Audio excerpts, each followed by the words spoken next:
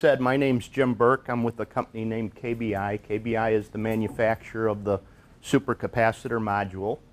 Kind of start from the basics. It's not a battery, and one of the most important things we're trying to get across is we're not trying to eliminate batteries. We know batteries are needed on the vehicles to power all the electrical loads and fans and blowers and GPS and fire suppression. We can't do without batteries.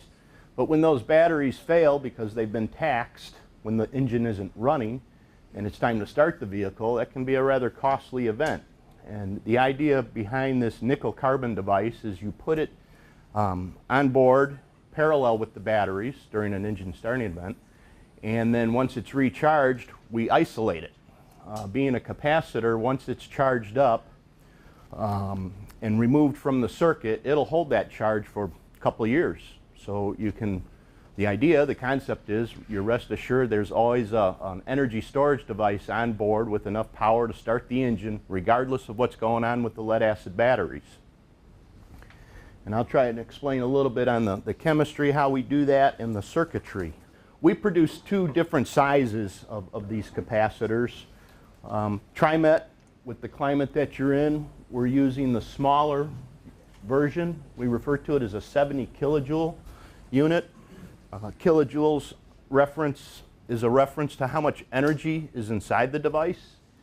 We have a larger device. Physically they would look the same, but inside the cells are the electrodes. The electrodes hold the charge. In a 70 kilojoule device we use a smaller cell, a smaller electrode, and this is really the whole key to the technology. A kilojoule is simply a rating of how much energy it stores. A joule is energy. This device has 70,000 joules of energy in it. And if you were looking at a traditional metal film type capacitor, the type you see in electronics and radios and TVs, it would take a couple table loads of those smaller devices to equal the energy we get out of a 70 kilojoule supercap. That's why they call it a supercap. Technically, it's an electrochemical double layer capacitor. There's a couple different brands and styles out there, but this nickel carbon device is unique. So a lot of what I say and what you read about supercaps, you got to take it with a grain of salt. They're all different. We've all been kind of classified like Kleenex. And Kleenex, there's a lot of different brands and types of Kleenexes out there. Nickel carbon is unique. Some of the things that it can do and the way it reacts are completely different than some of the other technologies out there. And you'd almost have to do a study on each one to understand what they're all about. In a Gillig installation, we've removed half the batteries. Sometimes if there's two 8Ds in place, we'll remove the 8Ds completely and replace two of the 8Ds with two Group 31s. If there were 4 Group 31s on the bus, we're going to take 2 of the Group 31s out and put in 1 supercap. Again, reason being is basically all the engine cranking power is going to come from the supercap. We don't need CCAs. We don't need cranking power out of the batteries. This device by itself, without the batteries, has more than enough power to start that engine. In fact, with 70 kilojoules of energy in there, you've got enough energy to start that engine probably 5 or 6 times before you'd have to recharge it. But again, we've got the batteries there to support the electrical loads when the engine isn't running. And we kind of take advantage of that with the circuits that we've developed. When the engine goes into a start mode, the batteries are going to contribute. They're running parallel with the supercap. It's energy, so let's use it. That's the way to apply it. Guy hits the start button, supercap circuit closes, batteries come online, and everybody tries to get the bus started. You should never have to service the device. Being a supercapacitor or a capacitor, the electrodes don't wear out when they're charged and discharged. That's what kills a battery. Every time you take energy out of it and you put energy back in it, you're eroding the electrodes, some of the lead on the plates of the electrodes. Eventually you've eroded enough material away, the battery fails. That doesn't happen with the supercap. Once you charge it up, it's a physical process. This carbon electrode, they say a tablespoon of this carbon material has got the surface area equivalent of a football field. There's 26 carbon electrodes in each cell. There's 20 cells. There's a heck of a lot of power and a fair amount of energy for a capacitor. But most importantly is you can cycle it on and off, on and off, on and off. It doesn't wear out. The idea is put it on the vehicle, forget about it, it lasts the life of the vehicle. If we do have to service it, I'm going to go over some of the basics.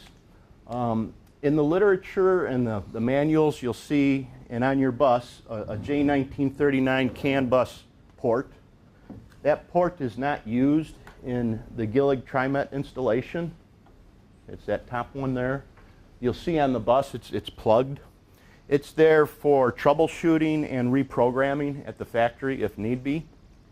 There is a feature someday, if TriMet taps into it, we can feed the I/O system information on the state of charge, the temperature, the cycle duties. It's a fair amount of information that's out there, but if you're not looking for it, it's kind of worthless, so we don't tap into it at the factory. The most important connector or thing we're going to look at is the 4-wire pin connector. Again, on the front of the unit, you'll see that Gillig has got a wiring harness that plugs into that. That's going to turn the device on and off, and it also gives us a signal that the bus is running, that the engine is running, so we can go into a recharge cycle. The other important thing on that faceplate is that LED status indicator. And that might be the most important thing we're looking at on the faceplate of the device. That LED indicator is running parallel with the relay that's inside the box. The 4-pin connector, pin number 3 isn't used. The two most important pins to consider are pins number 1 and 2. When pins number 1 and 2 are closed, that green LED should be on. By closing pins number 1 and 2, you're simulating what's going on with the push-button start switch. And whenever that circuit is closed, we're closing the relay. The LED's wired parallel with the relay. That green LED should be on. So if there's a question as to whether or not this thing's functioning or not, you want to jump out pins number 1 and 2 and see and watch for that green LED to turn on. What you're doing when you're jumping pins 1 and 2, again, we're using capacitor power to go through and out pin number 1 up to the push to start switch. When the push to start switch is depressed, the power comes back, closes the contactor, and powers up the PLC inside of the unit. The PLC is located right in back of and next to that J1939 connector. Whenever the button is pressed, the push to start button is pressed, or that LED is lit, these terminals go live. You can see we're opening up the positive side. So when that green LED is not lit, if you were to take a voltmeter to it, you're not going to see any power. The only time you're going to see power or voltage at these terminals is when that green LED is lit. And the voltage you see should be basically battery voltage or alternator output voltage. The device doesn't increase the voltage in any way. It's voltage in is voltage out. And that's where one of the safety aspects come in. You cannot electrocute yourself with the device.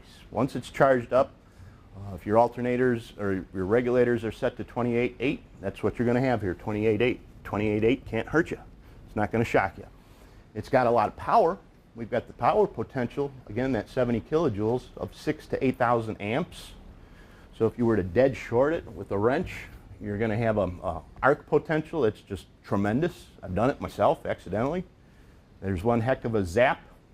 But because we're not very energy dense compared to a battery, that energy is dissipated literally in the blink of an eye.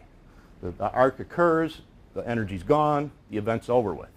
The wrench doesn't even heat up. It's just a big flash, arc, gone, done. One of the nice things about it is you can recharge it just as quick. When that alternator kicks on, or if you need to recharge it from batteries, as soon as you hook the power up and that relay's closed, within seconds, it's fully charged. It's taken on 70 kilojoules worth of energy again. Which in the capacitor world, 70 kilojoules is a lot of energy. In the battery world, it's nothing.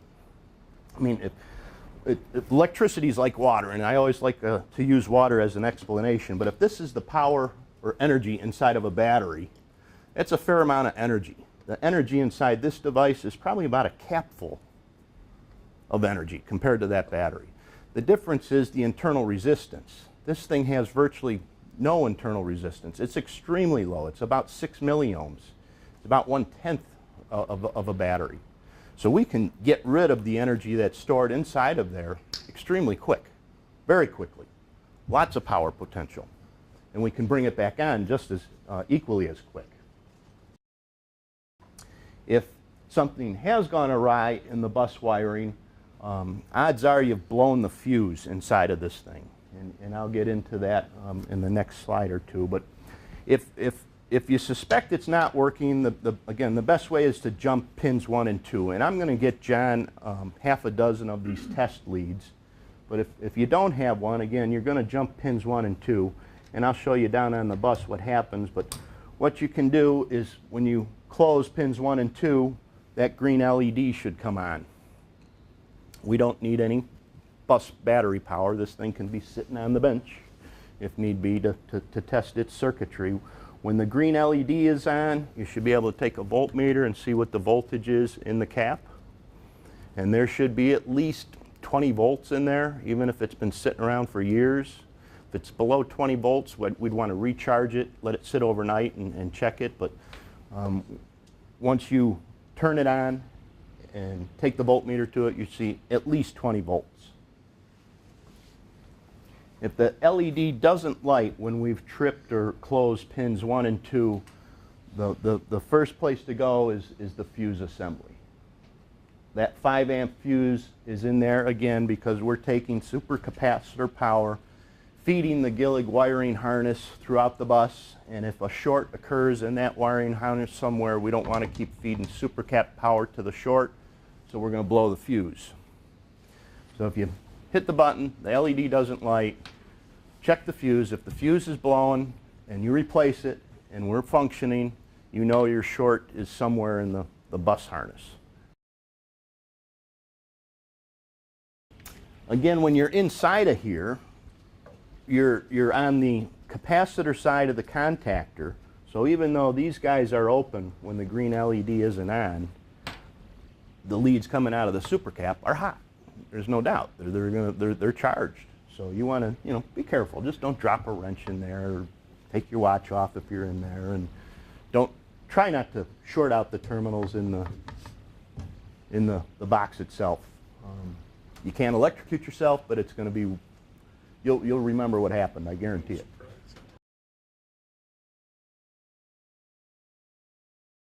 Once the button's pushed, the LED stays on, the engine starts, the LED will go off briefly for about 30 seconds. That PLC is going out and looking at temperatures and voltages and doing some quick self-diagnostics. Then the LED comes back on, and within a few seconds we're charged up. The LED goes off, the relay opens, and we're out of the circuit. Fairly smart charger. We've seen that some of the not so intelligent or inexpensive cheap chargers, if this thing's fully discharged down to less than 4 volts, a lot of battery chargers thinks it's a bad battery. Because it's internal resistance, yeah, it'll trip out. So you need to use a decent battery charger or just hit it with battery power. If for some reason the bus didn't start, fuel problems, electronic problems, whatever, and you've drained down the batteries and the cap to the point where, well, I got to jump start this vehicle, this is a great place to hook up your jumper cables for a number of reasons. When you hook up the jumper cables and the button is pushed, even if we're dead, now we've got power, that contactor is going to close and the supercap is going to recharge in seconds before you even get a chance to try and start the vehicle, before I/O wakes up. So your jump start becomes a lot more effective. Instead of trying to push a bunch of power from one vehicle to another through some cables, through alligator clips, you're going to have a fully charged cap ready to actually jump start the bus. The other benefit is it is a capacitor, so it's a great buffer. It gets rid of any of the surges that the jump starts typically create from high voltage spikes or load dumps. It's going to absorb it. Hopefully you're not jump starting the bus very often with this thing on there, but if you do have to do it, normal procedure, hook your cables up here and start the bus. When the bus is completely dead, I/O has gone to sleep, I/O, as you guys know, is actually what's getting that starter motor circuit closed and engaged. And when I/O's gone to sleep, it takes some time to wake up. 3, 5, 7 seconds. It takes some time to wake up.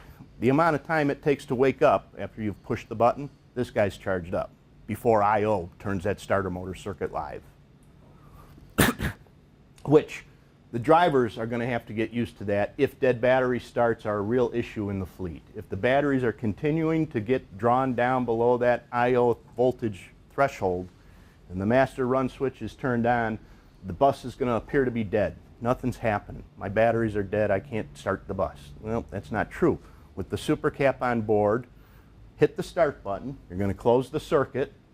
I/O is going to start to wake up, and the bus will eventually start. But the driver's got to keep his finger on the button that whole time. Oh, okay, I get it. Just pushing the button once doesn't cut it. He's got to push the button, stay on it, let that contactor stay closed until I/O wakes up and gets the bus started. The best practice that you can have is if you're servicing batteries and you're taking off the battery cables, unplug the Gillig wiring harness, and this thing can't turn on.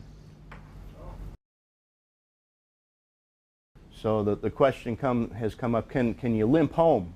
If the batteries have gone south and the alternator's dropped out, will this get you home? No. Once the LED or contactor's open, there's no power coming out of us. I mean, if you wanted to get tricky or fancy, you could go out into the field and jump pins 1 and 2. You know, you'll have power there to limp home, but it's not built in. It's not a limp home device. It's an engine start device, and that's it. Not during an engine starting event. The batteries, especially as they discharge, their state of charge gets lower and lower. Their internal resistance goes up and up and up. And during that engine starting event, again, water, path of least resistance is get me to the starter motor. Now, if you were to turn the relay on and walk away and come back in 15 minutes, yeah, it's gonna, but during the engine start event, no, and it might have been, we sell the super cap module by itself. This device we refer to as the KSM, cap power starting module. With this device, you don't have a sequence of battery cable connections or disconnections because we know we're dead here. Okay. If you were to buy just the module, and in the module's installation instructions, you would see a series of events to follow.